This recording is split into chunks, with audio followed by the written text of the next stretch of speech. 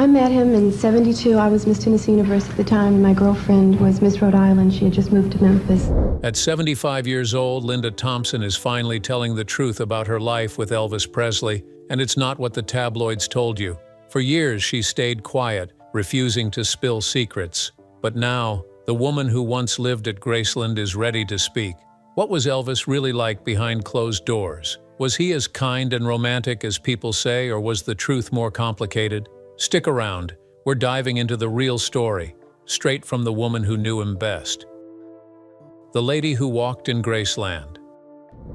Long before she ever walked through the gates of Graceland, Linda Thompson was already someone special. She was born in Memphis, Tennessee, a city full of music, dreams, and Southern charm. She went to Kingsbury High School, where she was chosen as homecoming queen. People could already see that Linda was kind, smart, and beautiful. After high school, she studied English and drama at Memphis State University for 4 years. Linda worked hard in school, and winning beauty titles helped her pay for her college. She became Miss Shelby County, Miss Liberty Bowl, and finally, in 1972, Miss Tennessee Universe. Even before Elvis came into her life, Linda had already begun to shine. She wasn't just a beauty queen with a crown. She had a soft heart, a sharp mind, and dreams that went beyond the spotlight. She grew up with simple roots, but she carried herself with grace and strength. She had known both joy and sadness in life, and that gave her a quiet wisdom that others noticed. In Hollywood, people noticed her glow, the kind of beauty that lit up a room. In Nashville, they listened to her gentle voice and heartfelt words, but it was Elvis Presley, the king of rock and roll, who looked past all of that and saw something much deeper inside her. It was July 1972 when Linda Thompson, just 22 years old, met Elvis for the very first time. That night wasn't just special, it changed everything for her. So what really happened during that first meeting? How did two very different lives begin to connect in such a powerful way? Meeting Elvis. Linda Thompson first met Elvis Presley on a warm summer night in July 1972 in Memphis, Tennessee. It happened at the Memphian Theater, a quiet place where Elvis often went to watch movies in private. He didn't like big crowds, so he would rent the whole theater just for himself and his close friends. That night, Linda hadn't even planned to go. A friend who was a singer invited her Zero at the last minute, and she decided to join him, bringing along her friend Jeannie. Linda was 22 years old at the time. She was smart, graceful, and had just been crowned Miss Tennessee. She was beautiful but not flashy. She didn't try to get attention. When she walked into the dark theater, she had no idea that she was about to meet someone who would change her life. When Elvis walked into the room, everything changed. People around him got quiet. He had a powerful presence. He wore a long black cape with a red lining, which made him look mysterious. As he entered the theater, he playfully shined a flashlight in Linda's face and said, "Well, hello, honey." Linda didn't giggle or act starstruck like many might have. Instead, she smiled and calmly said, "You're dressed a little like Dracula." That small comment made Elvis laugh out loud. He liked her right away, not just for how she looked, but because she had a sense of humor and wasn't trying to impress him. That moment of laughter helped break the ice. It was the beginning of something different for both of them. They started talking while the movie played, but they weren't really watching the screen. Elvis learned that Linda didn't even know he had recently separated from his wife, Priscilla. That caught his attention. Most people knew about his personal life, but Linda wasn't following the gossip. She was just being herself. As they talked, Elvis moved closer to her. He seemed to relax in her presence. At one point, he gently leaned his head toward hers, nuzzling her in a sweet, quiet way. It wasn't just romance, it was like he was reaching out for comfort. He wanted to feel close to someone who didn't want anything from him. Their soft conversation and closeness soon led to a kiss. But after that, Linda didn't try to push things forward. She didn't ask for his phone number. She didn't give him hers. When the night ended, she left quietly, not expecting anything more. The next day, Elvis couldn't stop thinking about Linda. She had touched something deep inside him. She hadn't treated him like a star. She didn't fawn over him or act impressed. She had just seen him, the person, not the performer. He sent someone to find her and bring her to him. When they met again, Elvis opened up in a way that surprised even Linda. They talked for hours, all through the night until dawn. There was no small talk, no playing games. Elvis spoke from the heart. He told Linda about his childhood, about how much he loved his mother, Gladys. He talked about how her death had left a hole in him that never healed. He shared his fears of growing old, of losing the spark that made people care about him. Linda later said that the first time she saw Elvis, she didn't just see a celebrity. She saw a tired man, not tired from travel or shows, but tired in his soul. She could tell he was lonely, even though he was surrounded by people all the time. He wore beautiful clothes and lived in a mansion, but there was a sadness beneath the sparkle. Something was missing in his life, and he seemed to be looking for it in quiet moments like the one they shared. Linda didn't treat him like royalty. She didn't flatter him or try to win his approval. She just listened, laughed when he joked, and responded with honesty and kindness. That was what made her stand out. After that night, Elvis told Linda she was the light he had been searching for. That was the beginning of a deep relationship that would last 4.5 years. It wasn't always easy. There were challenges, heartbreak, and moments of sadness, but there was also a powerful connection between them. Elvis would often call Linda his angel. She was someone he could trust, someone who helped bring peace to his restless heart, at least for a while. She gave him comfort without demanding anything in return. Their relationship wasn't about red carpets or fame. They spent many nights just talking, reading, watching movies, or walking in the quiet of Graceland's backyard. Linda gave him a sense of normalcy in a world where nothing felt normal. She became part of his inner circle, someone he leaned on emotionally. Right from the beginning, Linda had a feeling that things weren't perfect behind the gates of Graceland. Elvis was dealing with a lot: the weight of his fame, constant pressure, health issues, and the emotional pain from his past. He was warm, funny, and full of energy, but there was also a quiet sadness that never seemed to leave him. That first night they met at a movie theater may have seemed simple, but it set everything in motion. It eventually led her to Graceland. So when did she move in? And what was life really like living there? Living in Graceland. After meeting Elvis Presley at a private movie screening in July 1972, Linda Thompson was invited into his world, one that few people ever truly saw. Just days after their first meeting, Linda visited Graceland, Elvis's famous mansion in Memphis. They lived together for 4.5 years, from the summer of 1972 until around Christmas 1976. In that time, Linda experienced both the beauty and the sorrow of sharing her life with the king of rock and roll. At first, Linda felt like she had stepped into a dream. Graceland sparkled with gold records, velvet drapes, and the sound of music always playing somewhere in the background. Laughter filled the air.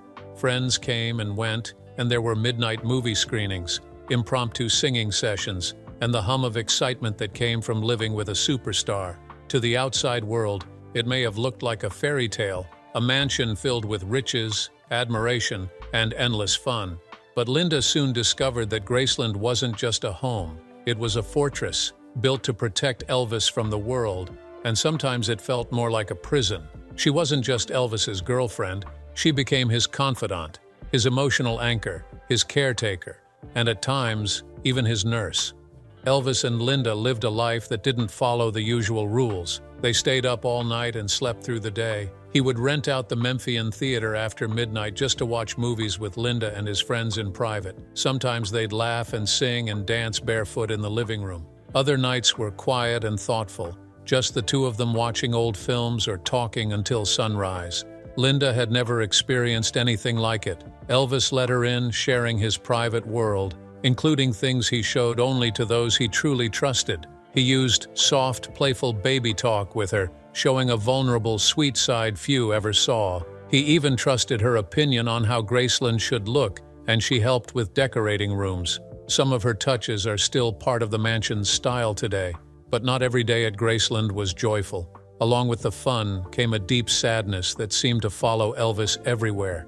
Linda could see it in his eyes. He carried pain, fear, and restlessness inside him. Sometimes he would wake up from terrible nightmares drenched in sweat, and Linda would stay up all night to comfort him. She'd rub his back, whisper to him, and even pray out loud to calm his mind. He would reach for pills, prescription substances meant to help him sleep or calm his anxiety. But Linda knew those pills didn't heal anything. They just numbed the pain for a little while.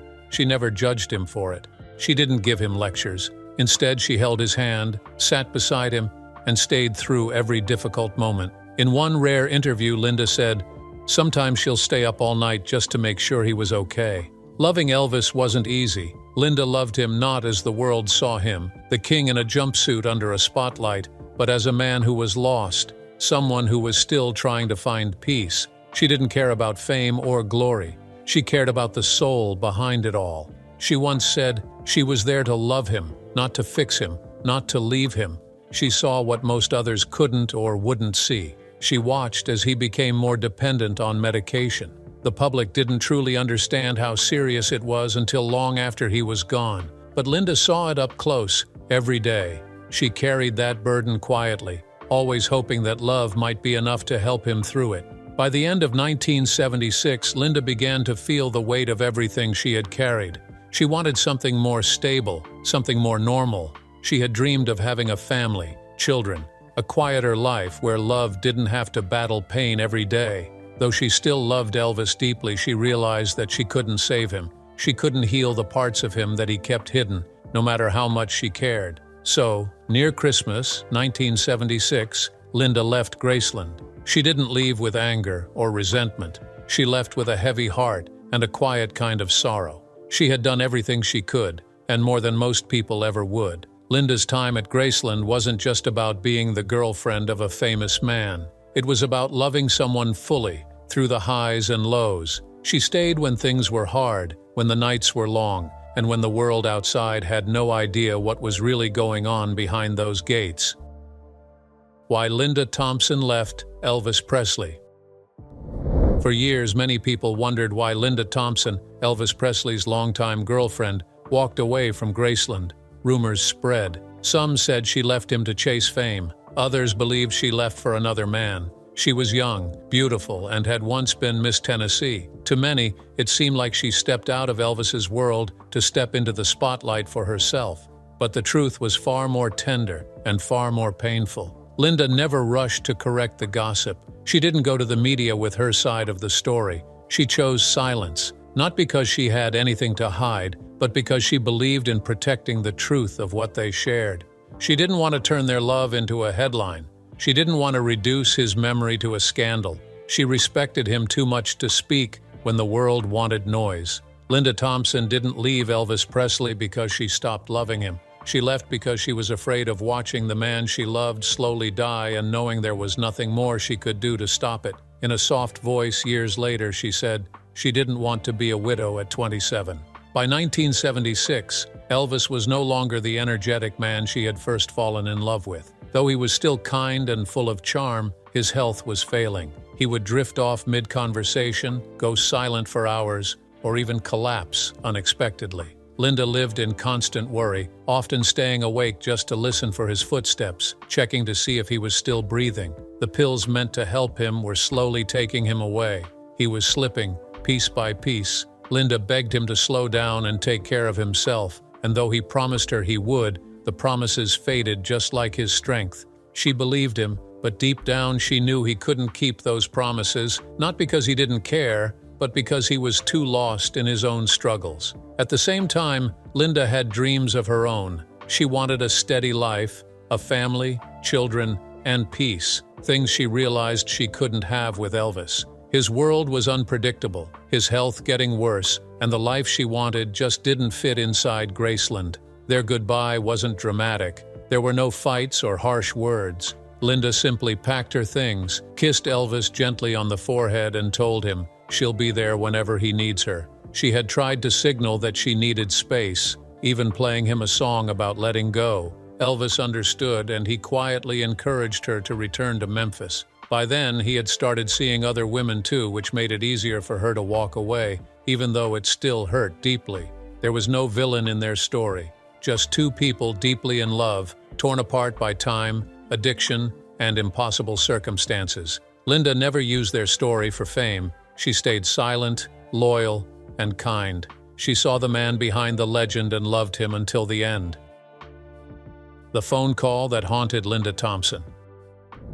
Not long after Linda Thompson left Graceland, she received a late-night phone call that would stay with her forever. Though their relationship had ended, Linda still loved Elvis deeply and hoped her leaving might push him to take better care. When the phone rang that quiet night, she wasn't expecting anyone, especially not him, but it was Elvis. His voice was weak and full of sorrow. There was no laughter, just silence between heavy, slow words. He told Linda she was the only one who had ever truly cared for him, and now he finally understood that.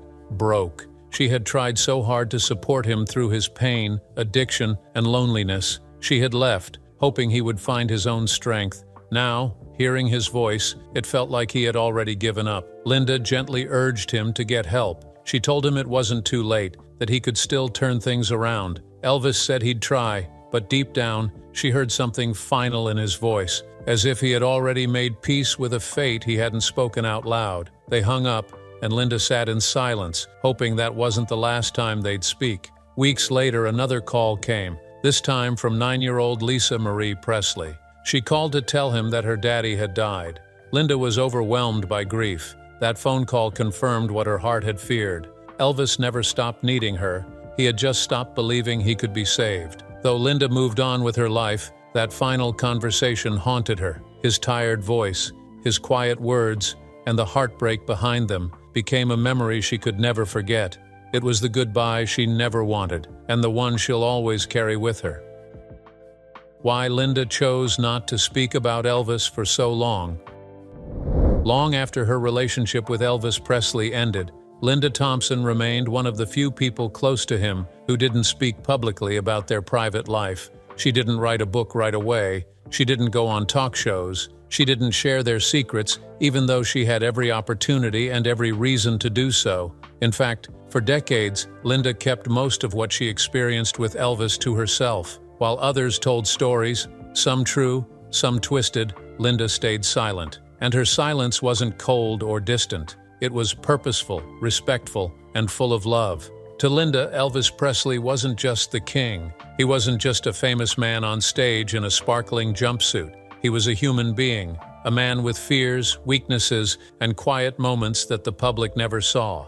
She once said softly in an interview that she wanted to protect what little dignity he had left. Elvis gave everything he had to his fans. He poured his heart into music, movies, and performances until he had almost nothing left for himself. By the end of his life, he was worn down, both emotionally and physically. Linda had seen him in those vulnerable moments, crying, exhausted, needing comfort. He had held her hand in the dark, leaned on her for strength, and trusted her with parts of himself he didn't show the world. Linda believed that to turn those private moments into headlines would be a betrayal of that trust. Also, Linda wanted to protect Lisa Marie Presley, Elvis's daughter. During most of Linda's time at Graceland, Lisa Marie was a child, innocent and unaware of many of the things happening behind closed doors. Linda loved Lisa deeply, and she knew that public stories about her time with Elvis could bring pain and confusion to the little girl he adored so much. She didn't want Lisa Marie to grow up reading sensational stories that made her father seem like a joke or a tragedy. She didn't want their quiet family moments to be picked apart by strangers. So she stayed quiet not just for Elvis, but for Lisa too. Linda's silence wasn't because no one asked her to speak. In fact, the tabloids came calling. Publishers offered large checks and promises of bestsellers. She was told she could have her face on magazine covers, her name in the headlines, her voice on national television. All she had to do was tell her story. She could have written about the heartbreak, the addiction, the late nights, the whispered prayers, the pain of watching Elvis fade away. She could have cashed in on the scandal, just like others had done. But she didn't, because to Linda, Elvis wasn't a ticket to fame. He wasn't a story to sell. He was a soul, she once said. A brilliant, fragile, wounded soul. Linda once described her memories with Elvis as a secret garden. She carried them quietly, protectively, like something sacred. Just because she didn't speak often didn't mean she had forgotten. Her silence didn't mean she had no voice. It meant that her voice was reserved for something more important than the world's attention. While others exaggerated their roles in Elvis's life, painting themselves as victims or heroes, or telling half-truths to make headlines, Linda held her truth with care. She didn't need to shout about her love for Elvis because she had lived it. She didn't need the world's approval. And in that silence, She showed something few others had: respect. Linda's choice to stay quiet was also deeply personal. She had lived through intense years at Graceland, physically, emotionally, spiritually, to a man who was falling apart. When she finally left, she needed to heal, to breathe, and to move forward with her own life. Sharing those years with the public would have dragged her back into a life that had already cost her deeply. So for a long time, she chose to stay silent, living quietly, loving in private, and holding on to her memories in peace. But when the time felt right and the truth needed to be told, she finally spoke. So, what did she reveal? Revealing her truth. It wasn't until 2016, nearly 40 years after Elvis Presley's death, that Linda Thompson finally opened up fully about their relationship. In her memoir, A Little Thing Called Life, she didn't write to shock anyone.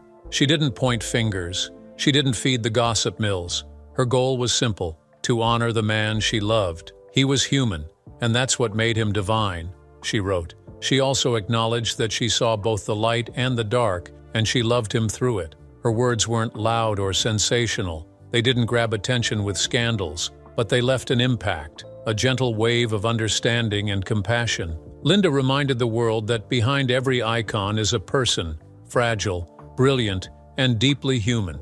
To Linda, Elvis wasn't just a superstar. He wasn't just the king. He was the man who held her hand during sleepless nights, the man who whispered his fears in the quiet dark, the man who left little love notes around the house and smiled like a child while watching cartoons. He was full of laughter, tenderness, and deep love. She called their first connection sublime. From the moment they met, it felt like fate. Elvis was romantic and thoughtful. He would go out of his way to make her feel safe and cared for, always making sure she was okay, always giving more than he asked for in return. Linda said he had a beautiful humility about him, a quiet grace that the cameras never caught. One of the things Linda remembered most was Elvis's joy in giving. He didn't just like gifts, he loved making others happy. Sometimes he'd walk into a pet store and buy every dog just to give them away to friends.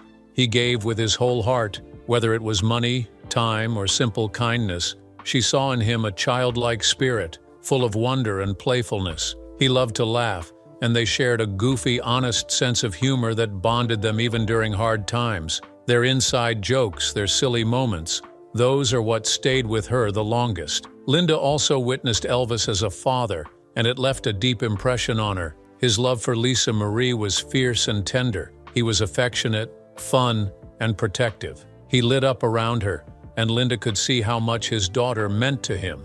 Behind the stage lights and fame, he was just a dad wanting to make his little girl smile. But Linda also saw the darker side of Elvis. Linda saw the man behind the curtain. He told her once about his dream to move to the countryside, fish in the mornings, write songs in peace, just live quietly. He spoke about wanting another child, about settling down, about leaving behind the madness of tours and flashing cameras. In those quiet talks, he was vulnerable, hopeful. For a moment, they imagined a gentle future together, but that future never came. His addiction to prescription drugs, his mood swings, his physical exhaustion, all of it made that dream seem more and more impossible. Linda tried to help. She read him spiritual books, encouraged him to meditate, and made suggestions about healthier living. And sometimes it worked. He'd laugh again, he'd dance again. The light would return, if only for a moment, but the storms inside him always came back. Before Linda left Graceland, Elvis asked her for one last thing. His voice cracked when he said it, full of fear and sadness. "Don't let them make me into a joke." As if he knew what was coming. The rumors, the cruel headlines, the way the world would focus on his decline, the bloated photos, the erratic behavior, the pills, instead of his talent, his kindness, or his music. He was afraid people would forget the real him. Linda looked him in the eyes and promised she wouldn't let that happen, and she didn't. In every interview and quiet moment of reflection, Linda never spoke of Elvis with pity, but with deep respect. She remembered his sharp wit, his kindness, his giving nature, and the pain of witnessing someone so full of light wrestle with such deep inner struggles. At one point she said, "Yes, he was troubled, but who among us isn't?" A simple truth that reminded us even the king was just human. Life after Elvis. Linda's life after Elvis unfolded in unexpected, beautiful, and sometimes painful ways.